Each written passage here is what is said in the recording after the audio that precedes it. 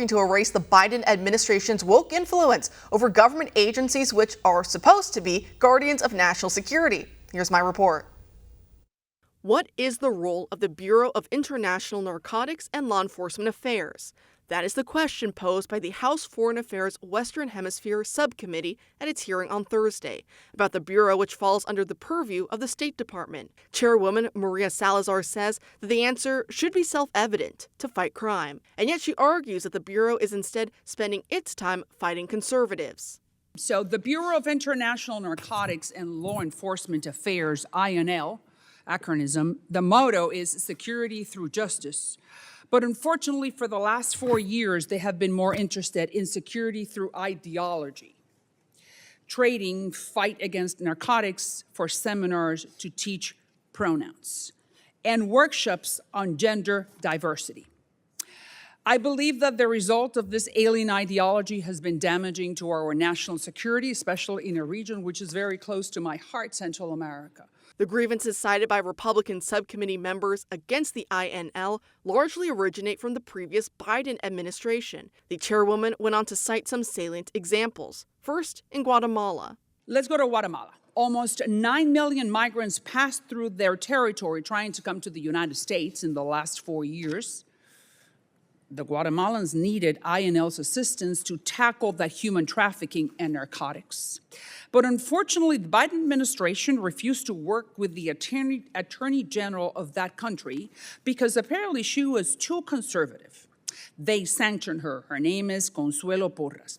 And then in El Salvador. But instead of training the Salvadorian police forces, INL, Law Enforcement Academy, taught gender and inclusion as one of their main goals for El Salvador. I'm sure that at that moment, the Salvadorians were going to be saying the gringos have gone crazy. I am no law enforcement expert, but I am fairly confident that getting MS-13 to learn how to pronounce correctly pronouns is not going to dissuade them from committing any crimes.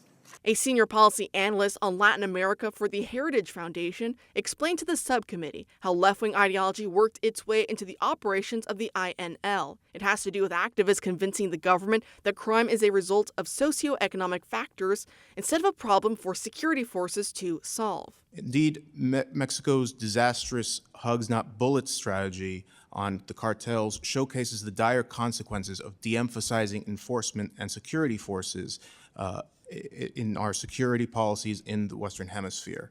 The expert ended the hearing by advising the chairwoman on how economic pressure can be one of the many tools the U.S. can utilize in getting Central and South American countries to partner with the U.S. in cleaning up crime. That recommendation is a stark contrast with how the former vice president and failed border czar Kamala Harris spent 4 years in office liberally handing out foreign aid despite noncompliance on border security from our southern neighbors.